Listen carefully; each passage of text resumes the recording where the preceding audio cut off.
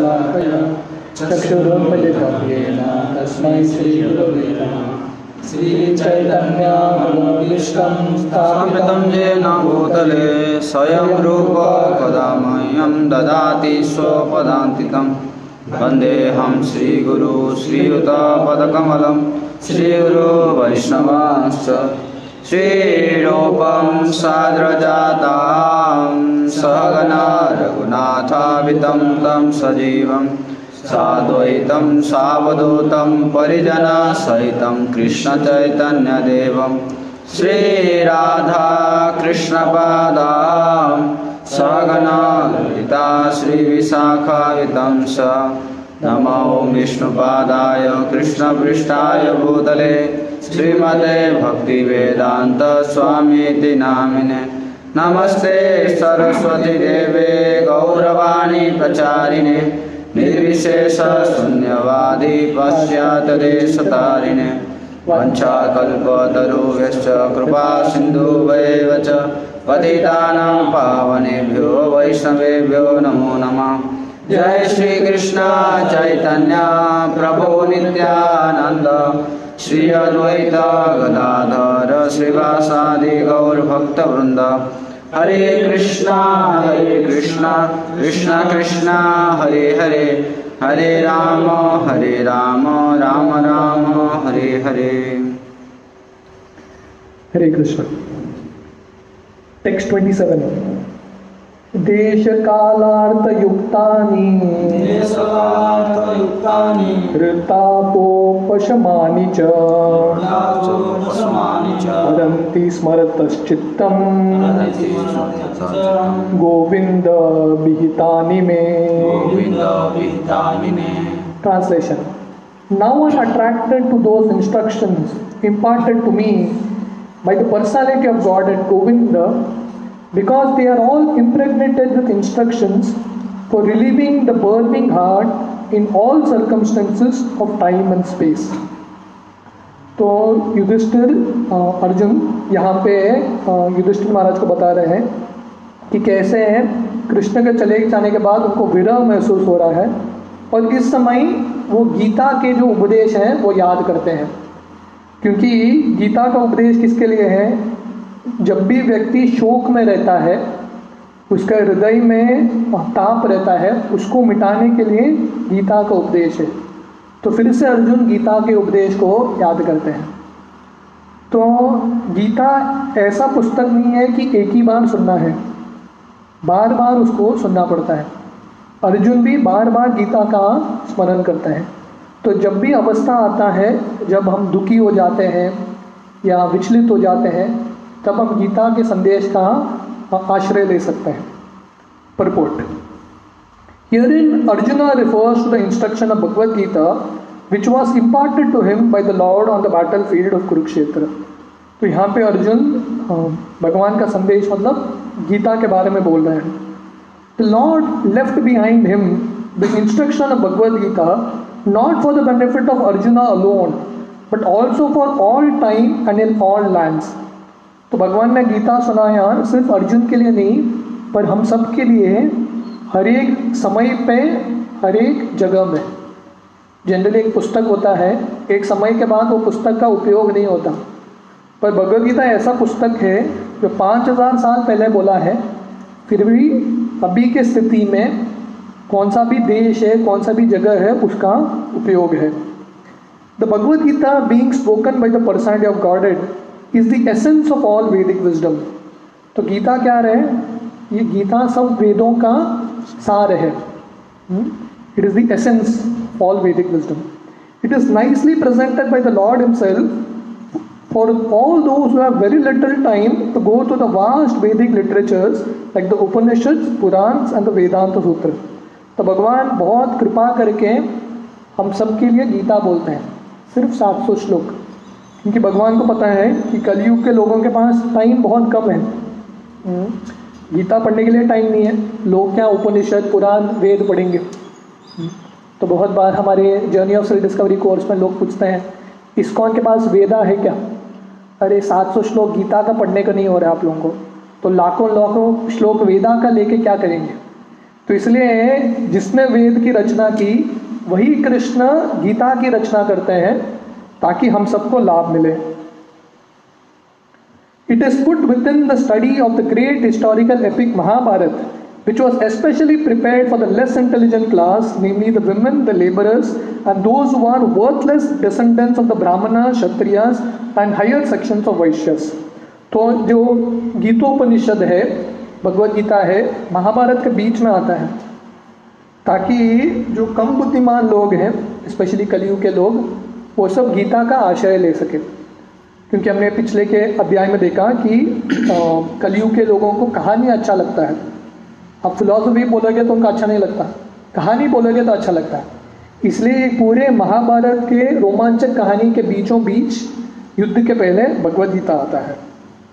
The problem which arose in the heart of Arjuna on the battlefield of Kurukshetra was solved by the teachings of Bhagavad Gita. तो जब कुरुक्षेत्र रणभूमि के पहले गीता के शुरुआत में अर्जुन के हृदय में संशय उठने लगा। वो बहुत विचलित हो गए, बहुत डर गए, मुझे युद्ध करना है कि नहीं करना है, कंफ्यूज हो गए। तो उसके लिए भगवान ने गीता सुनाया। Again, after the departure of the Lord from the vision of earthly people, when Arjuna was face to face with being vanquished in his acquired power and prominence, he wanted to again to remember the great teachings of Bhagavad Gita, just to teach all concerned that the Bhagavad Gita can be consulted in all critical times, not only for solace from all kinds of mental agonies, but also for the way out of entanglements which may embarrass one in some critical hour. तो जैसे गीता के शुरुआत में कुरुक्षेत्र युद्ध के पहले अर्जुन हार चुके थे, तो इसलिए उन्होंने गीता सुना और अर्जुन को कॉन्फिडेंस आया जिंदगी आगे बढ़ने के लिए। तो यहाँ पे भी फिर से कृष्ण के जाने के बाद हमने देखा कि थोड़े ग्वाल बाल अर्जुन को हरा देते हैं, तो फिर से अर्जुन हार जाते हैं, उनका जो एनर्जी है डाउन हो जाता है, मायूस हो जाते हैं, डिप्रेशन में आ जाते हैं। तो फिर से वो गीता को स्मरण करते हैं। तो इसलिए प्रभुपाद लिख रहे हैं, जब भी हमारे हृदय में संशय है, हमको लगता है कि मेरा सम्मान कोई नहीं कर रहा है, हमको ज़िंदगी में कष्ट लगता है, तब हमको गीता सुनना चाहिए, गीता का आश्रय लेना चाहिए। और गीता का आश्रय लेने से हमारे जो मुश्किलों से हम ऊपर उठ सकते हैं। The merciful Lord left behind him the great teachings of Bhagavad Gita so that one can take instructions of the Lord even when he is not visible to material eyesight. तो अर्जुन ने जब कृष्ण थे उनके उपस्थिति में तब गीता सुना, तो कृष्ण के जाने के बाद भी उन्होंने गीता का आश्रय लिया। तो इसलिए भगवान ने गीता किसके लिए रखा है? हम सबके लिए, ताकि हालांकि हम कृष्ण का दर्शन साक्षात नहीं कर सकते हैं पर कृष्ण का उपदेश हम सुन सकते हैं। Material senses cannot have any estimation of the Supreme Lord, but by his inconceivable power, the Lord can incarnate himself to the sense perception of the conditioned souls in a suitable manner through the agency of matter, which is also another form of the Lord's manifested energy.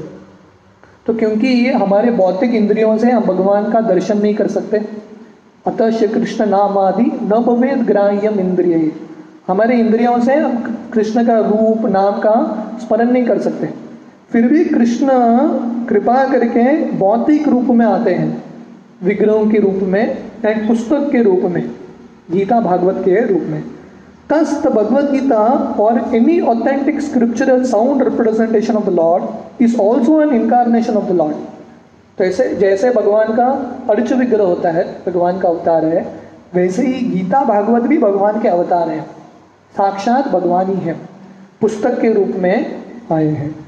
There is no difference between the sound representation of the Lord and the Lord himself.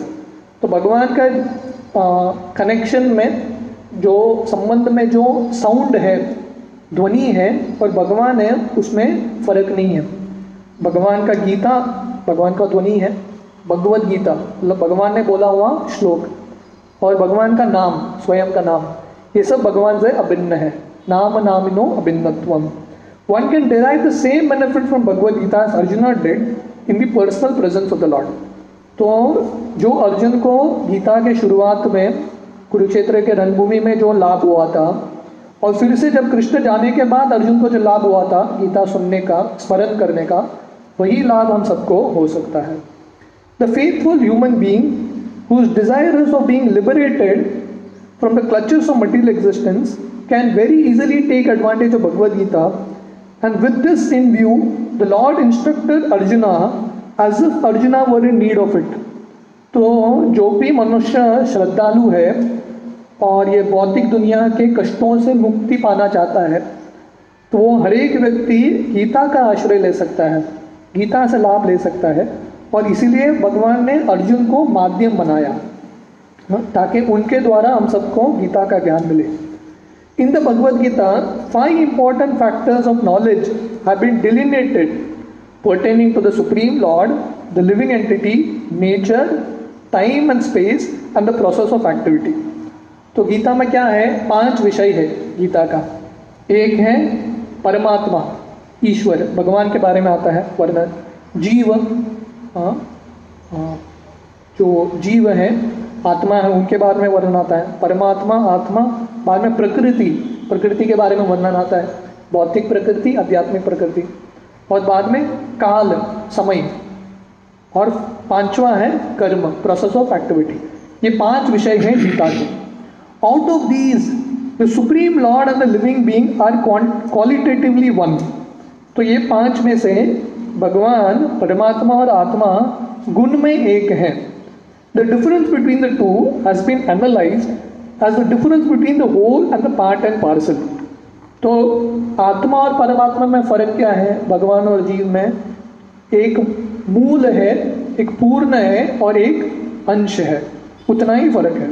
Nature is inert matter displaying the interaction of 3 modes, and eternal time and unlimited space are considered to be beyond the existence of the material nature.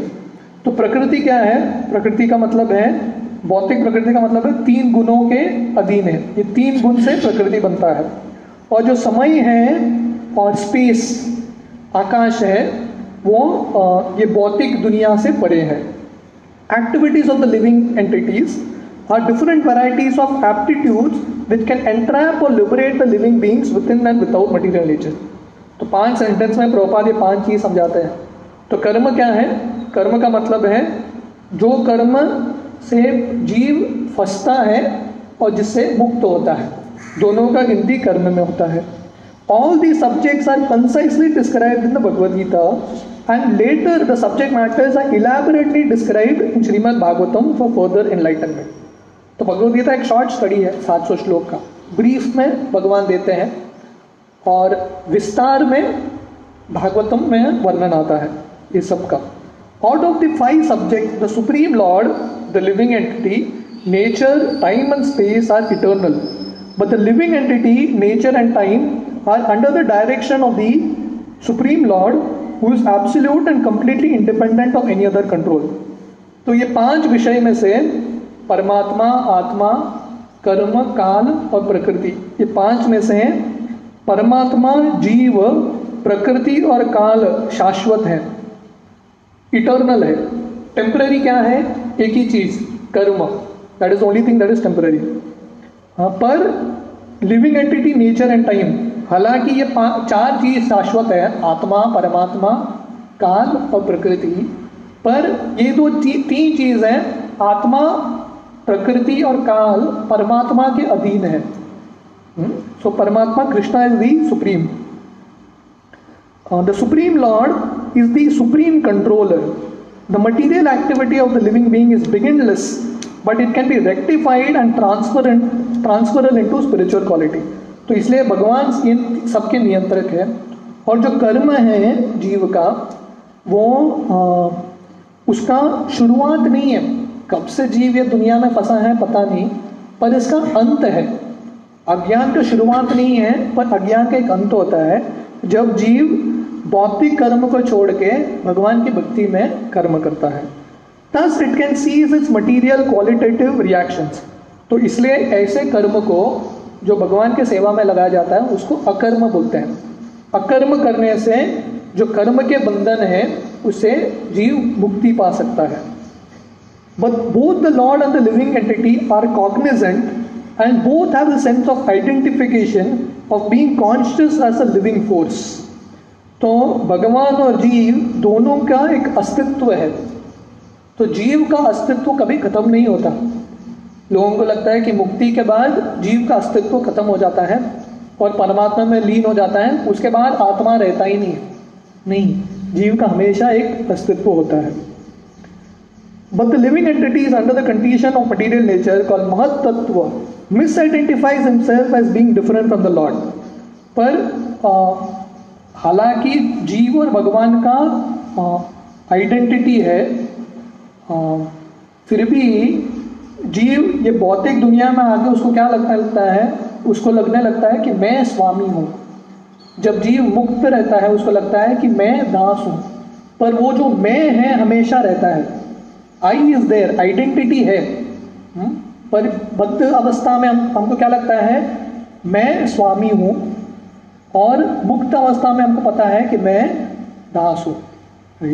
The whole scheme of वैदिक wisdom is targeted to the aim of eradication such a misconception and thus liberating the living being from the illusion of material identification. तो पूरा जो वैदिक शास्त्र है, गीता, भागवत, पुराण इत्यादि, एक ही कारण के लिए है। ये जो अज्ञान है जीव का, उससे उसको मुक्त कराने के लिए। जीव का ये अहंकार है कि मैं स्वामी हूँ, मैं भोक्ता हूँ, मैं नियंत्रक हूँ, इससे मुक्त कराने के लिए वैदिक विजडम है, वैदिक ज्ञान है, जिससे हमको पता चलता है ये अज्ञान है। सही ज्ञान क्या है, जीवेर स्वरूप होय कृष्णेर नित्य दास। आपका स्वरूप है, आप कृष्ण के दास हैं। When such an illusion is eradicated by knowledge and renunciation, the living beings are responsible actors and enjoyers also.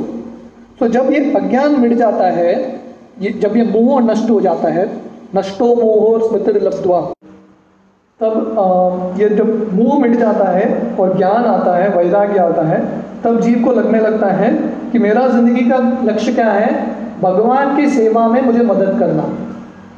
पहले जीव क्या सोचता है, भगवान मेरा मदद करनी चाहिए।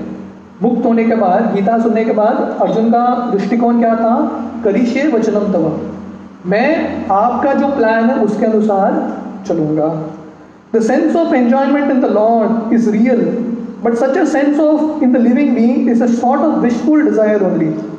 तो हालांकि भगवान में भी भोग करने का इच्छा है और हम सब में भी भोग करने का इच्छा है, पर फर्क क्या है, भगवान भोग कर सकते हैं पर हम सब इच्छा कर सकते हैं, असलियत में हम भोग नहीं कर पाते, नॉट पॉसिबल, राइट, क्योंकि हम भोगता है ही नहीं स्वरूप में।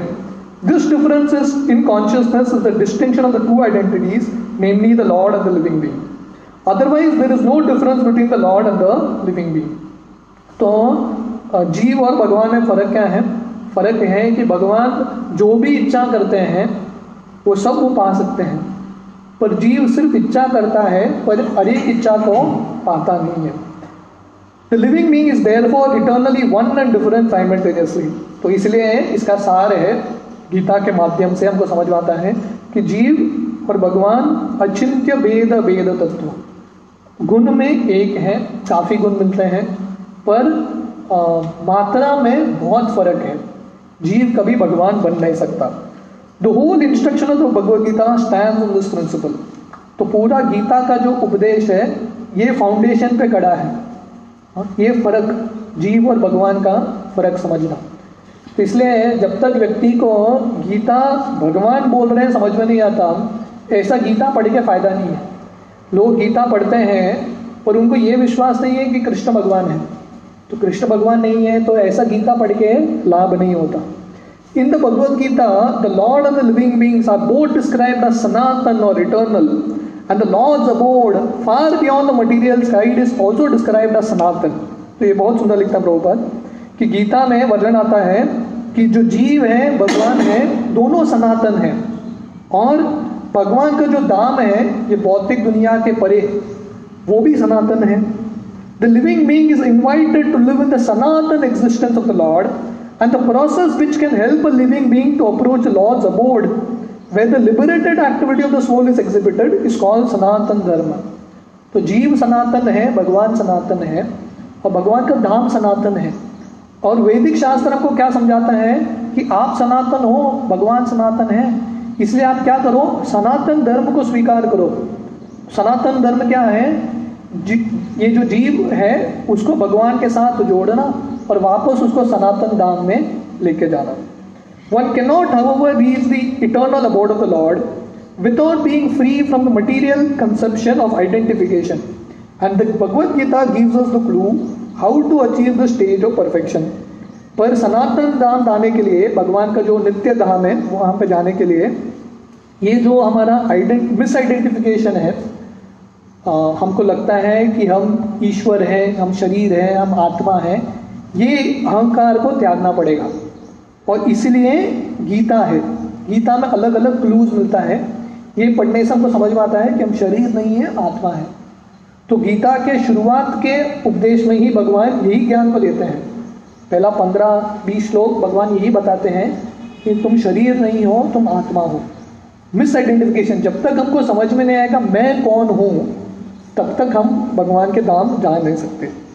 The process of being liberated from the misconception of material identification is called in different stages fruitive activity, empiric philosophy and devotional service up to transcendental realization।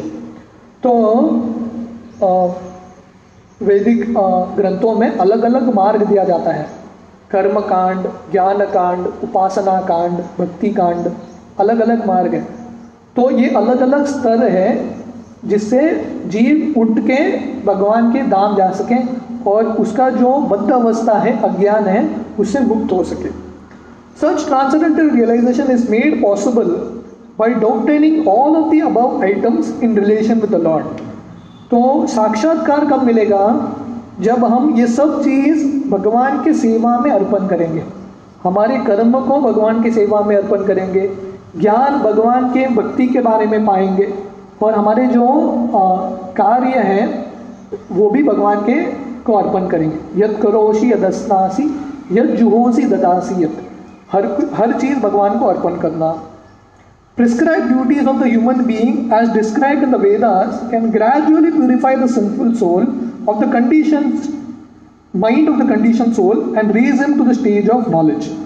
तो वैदिक शास्त्रों में वर्णाश्रम का वर्णन आता है कि वर्णाश्रम का पालन करते हुए और भगवान को धीरे धीरे संतुष्ट करते हुए जो जीव है धीरे धीरे शुद्ध बन सकता है। The purified stage of acquired knowledge becomes the basis of devotional service of the Lord। तो इसलिए गीता में भगवान ये योगा लैडर बताते हैं कि पहले कर्म करो। कर्म के भी 2 भाग होते हैं, सकाम कर्म, बाद में निष्काम कर्म। पहले कर्म करो, फल के साथ आसक्ति रहता है। ऐसे कर्म करते करते निष्काम कर्म के स्तर पे कोई आता है, जब उसको लगता है ठीक है मैं कर्म कर रहा हूँ, अभी मुझे फल की अपेक्षा नहीं है, सिर्फ मेरा कर्म करने के लिए कर रहा हूँ, मेरा कर्तव्य मैं निभा रहा हूँ, इससे ज्ञान उपलब्ध होता है। तो कर्म के बाद अगला स्टेज है ज्ञान, और ज्ञान होने के बाद व्यक्ति को समझ में आता है जीवन का लक्ष्य क्या है, ज्ञान, वेदांत। वेदांत क्या है? भक्ति, भगवान की भक्ति करना। तो ऐसा जीव भगवान की भक्ति करने लगता है। The purified stage of acquired knowledge becomes the basis of devotional service of the Lord. As long as one is engaged in researching the solutions of problems of life, his knowledge is called jnana or purified knowledge. But on realizing the actual solution of life, one becomes situated in the devotional service of the Lord. तो ज्ञान का मतलब है research करना। व्यक्ति कर्म करते करते भोग का प्रयास करते करते उसको समझ में आता है यहाँ पे तो भोग नहीं है, तो अलग अलग शास्त्र पढ़ने लगता है, जिंदगी के साथ क्या है, सही में आनंद क्या है, ये भौतिक दुनिया जो दिखता है वो है कि नहीं, ये कष्टों से मुक्ति कैसे पाऊँ, वो रिसर्च करने लगता है। इसको ज्ञान बोलते हैं। पर रिसर्च का जब कल्मिनेशन आता है, एंड तक पहुंचता है, उसको समझ में आता है अभी मेरा रिसर्च समाप्त हो गया, अभी मेरा जिंदगी का लक्ष्य है भगवान कृष्ण को संतुष्ट करना। क्योंकि सब रिसर्च का कंक्लूजन क्या है, वासुदेव सर्वमिति समहात्मा सुदुर्लभ, कि कृष्ण से ही सब कुछ आ रहा है, कृष्ण श्रेष्ठ है, इसलिए मेरा जिंदगी का लक्ष्य है कृष्ण को ही सेवा करना।